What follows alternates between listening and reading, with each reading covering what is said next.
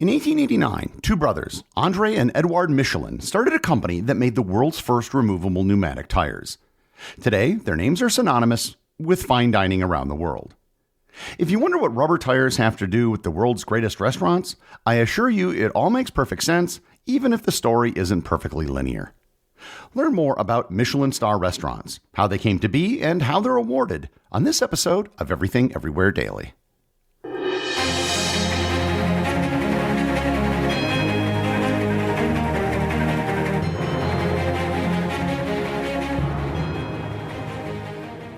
This episode is sponsored by Heaven Hill Bottled & Bond Bourbon.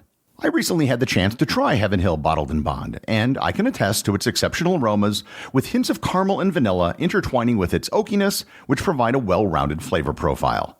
Taking a sip is akin to experiencing a piece of bourbon history firsthand. Heaven Hill Distillery may be America's most quintessential bourbon distillery.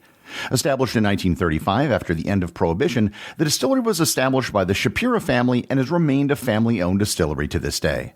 And they're located in the heart of the Bourbon Trail in Bardstown, Kentucky.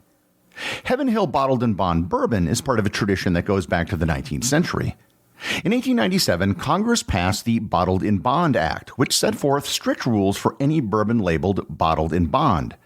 At the time, there were no rules about what could be called bourbon or how it was made. The law stipulated that anything labeled bottled in bond had to be the product of one distillation season by one distiller at one distillery. Moreover, it had to be aged at least 4 years in charred white oak barrels. Heaven Hill Bottled & Bond Bourbon goes beyond the stringent requirements of the law by aging its bourbon for 7 years, not 4. The end result is Heaven Hill Bottled & Bond, a gold medal-winning bourbon that truly stands out. It's something you can enjoy at home with friends or even at a Michelin star restaurant. Available nationally, look for a bottle at your local store. Heaven Hill Bottled & Bond. Heaven Hill reminds you, think wisely, drink wisely. Before I get into the details of how the most prestigious awards in fine dining are awarded, I first have to explain how a tire company got into the business of reviewing restaurants.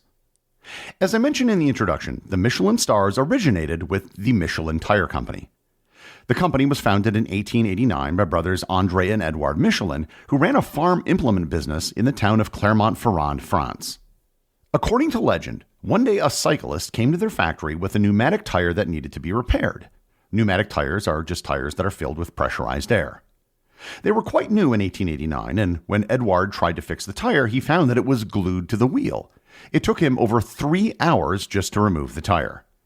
He figured there had to be a better way, so he and his brother created a pneumatic tire that could be replaced and didn't have to be permanently attached to a wheel. The company they founded was the Michelin Tire Company, which is still located in Clermont-Ferrand in central France and is the world's second largest tire company. It wasn't long after the establishment of the company that a new technology appeared which dramatically increased demand for pneumatic tires: the automobile. By the turn of the century, automobiles showed an incredible amount of potential, but there still weren't many of them. In the year 1900, there were only 3,000 cars in all of France. In an effort to encourage people to produce more automobiles, in 1900 the company issued its very first guide to motorists. The guide included maps as well as information on automotive repair, how to change tires, where to find automotive mechanics, and information on hotels and restaurants.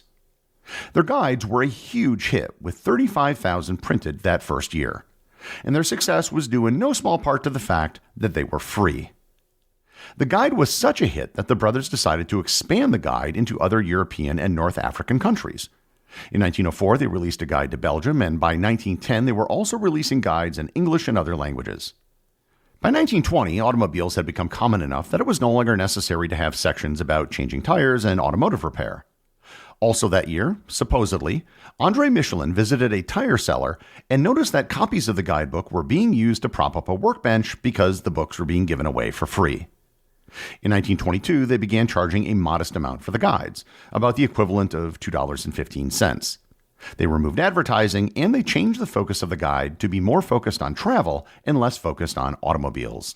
This included adding hotel listings for Paris and an expanded version of their most popular section, the restaurant reviews.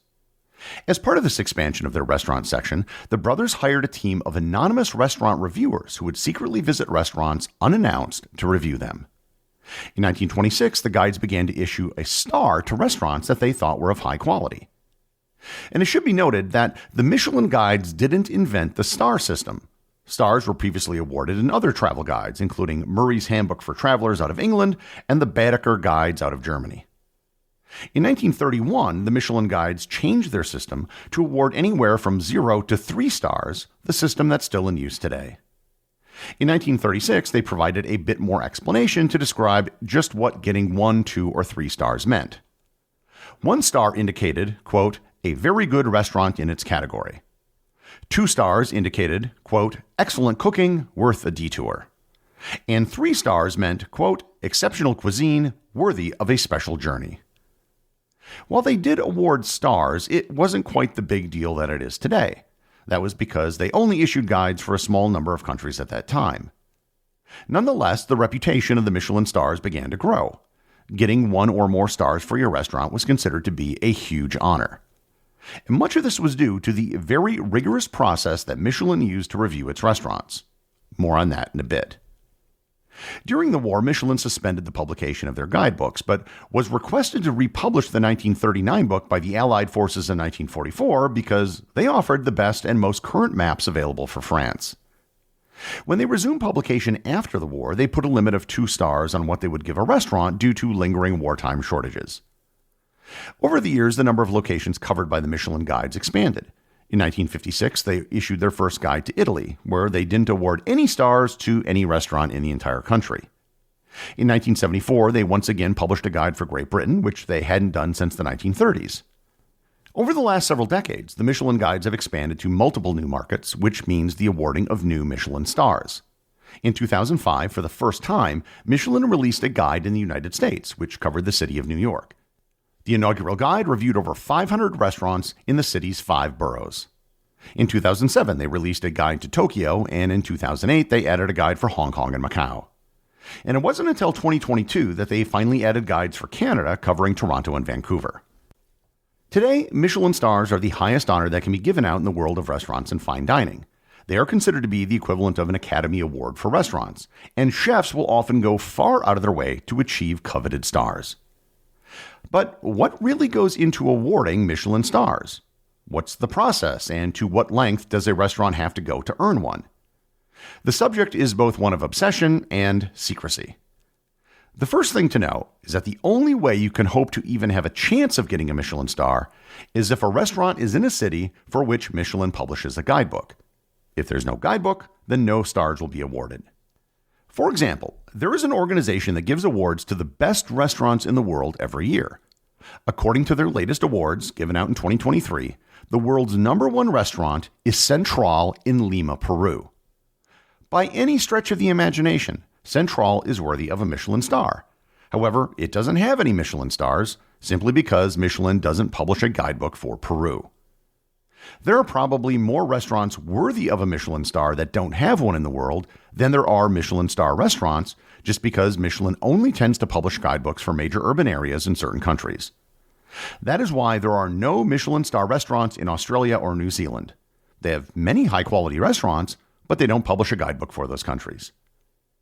Having Michelin star restaurants is considered to be so prestigious that some destinations will provide an incentive.